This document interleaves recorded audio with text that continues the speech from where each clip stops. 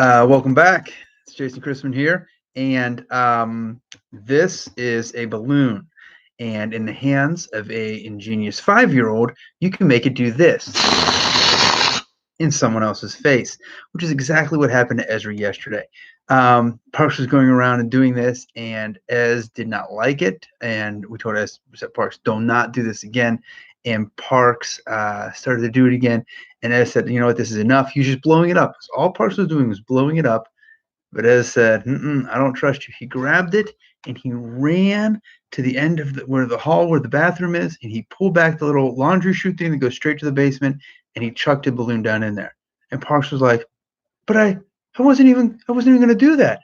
And so Mom said, "Okay." Vicky gave him another one.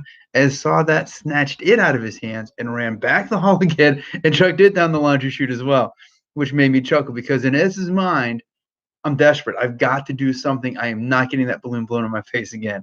And so that's what his answer was I'm just going to chuck it down to the basement. So last night I'm putting him in the bed, and Ez uses this right here. It's a little domino. He pretends to call Grammy on it. And so he'll call, But anyways, he had this in bed last night, and I was getting ready for bed, and I'm like, man, he's going to fidget with this forever. We've got to take this away from him. And so I said, Ez, give this to me. I'm just going to put it right here on the dresser. Don't worry about it. I'll give it right back to you in the morning. But as soon as I say, give it to me, in his mind, a little switch flicked, and he's like, And so he chucks it behind the bed. Now the bed is, it's a regular bed. But in his mind, he was like, uh-oh, how am I going to get this back? You can see instant, like, no, what have I done? Because it's okay for him to chuck Parks' stuff down to a faraway place, but for his own stuff, he's like, and he was very sad, almost inconsolable. And it's kind of funny though, because he was in that desperate spot, and he said, I don't know what to do. I'm just gonna and there's craziness that comes when we get desperate. There really is. And so I think there's one of two things we can do when we get desperate, and one of them is what Ezra did, which is chuck it. Just chuck it. I don't care what the plan was. We're just going to chuck this thing and get it out. And it's crazy. The other plan, though, is to turn to God. In Psalms 84, we hear about this, and it says a little something like this. My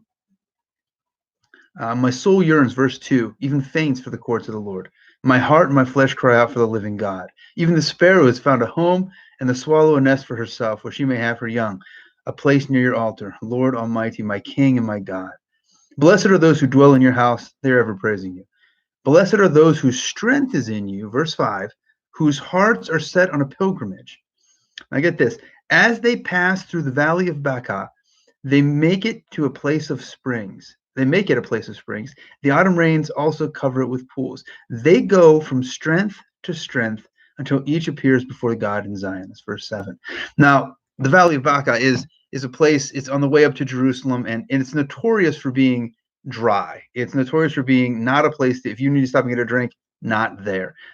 Growing up, there's this little spring in Hillsboro that we would go to and get a drink there. Dad said, hey, let's just stop here on the way home, or Mom. And so we stopped there and get a little drink. And there's another one going out of Johnstown as well. But the reality is, in those dry places, those desperate places, we have two options. We have either desperate moves, and chuck it, or we have, let's look to God for the help that we need. I hope that as you have found desperate times, that you can think about times where you were desperate and said, man, you know what? God came through for me. It's so important for you, if God has come through, if God has proved his faithfulness, for you to be able to share that with other people. It's so important because other people need help when they're in that desperate spot. So my encouragement to you is twofold. Number one, if you're in desperate spots, look to God. He is the answer. Again, that's Psalms 84. Read it. Good stuff. The second thing is this. If God has got you through it, make sure other people know he's faithful. So that way they will be able to look to him as well, because they'll have your example from how God has helped you. Again, so that's the lesson for today. Hope you guys are well, and see you next time.